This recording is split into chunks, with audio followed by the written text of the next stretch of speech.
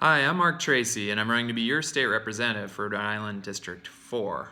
I want to take a moment to introduce my daughter, Kate. Hi, happy holidays. Thanks, Kate. I also want to wish you a happy Hanukkah and a Merry Christmas, and I hope you have a wonderful holiday season. But at this time of year, I also want to talk about those who are less fortunate than us. We recently learned that our homeless population in Rhode Island increased 2% year over year. We have the highest poverty rate in all of New England at over 12%. And we also have 150,000 Rhode Islanders receiving supplemental nutrition assistance, or SNAP, which used to be known as food stamps.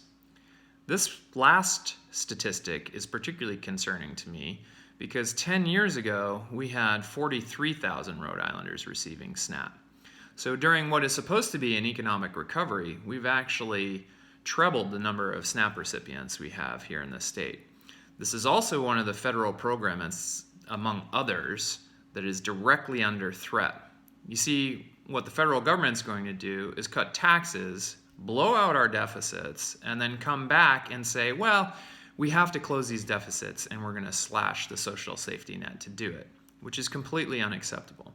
Which is one of the reasons why I'm running, to increase the resilience of Rhode Island so that we can strengthen and reinvent the social safety net. How do we do that? Well, we do that through economic and inclusive growth.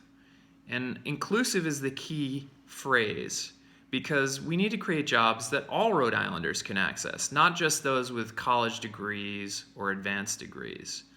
And so one of the areas that we should focus on is our food ecosystem. We have a fantastic food economy here that is just starting to grow and become more vibrant. We have now 3 incubators in the state to help small food businesses, and we need to increase the kind of financial support we have for those businesses as well, perhaps through a small revolving loan fund to help those entrepreneurs get those first loans to build their businesses. The other thing we need to do is cut red tape. I know it sounds like a little bit of hyperbole, but I was talking to a food truck entrepreneur who told me that if you're going to serve food in Providence, you have to get a permit at City Hall, which is fine, and then you have to get an inspection from the fire chief to make sure that your food truck is safe, which also makes sense. What doesn't make sense is that if you cross the border to Warwick or Cranston or Bristol, that Providence fire chief inspection isn't valid in those other municipalities, and you have to go through the same process all over again.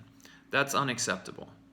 So I will be talking more about inclusive economic growth here on my Facebook site.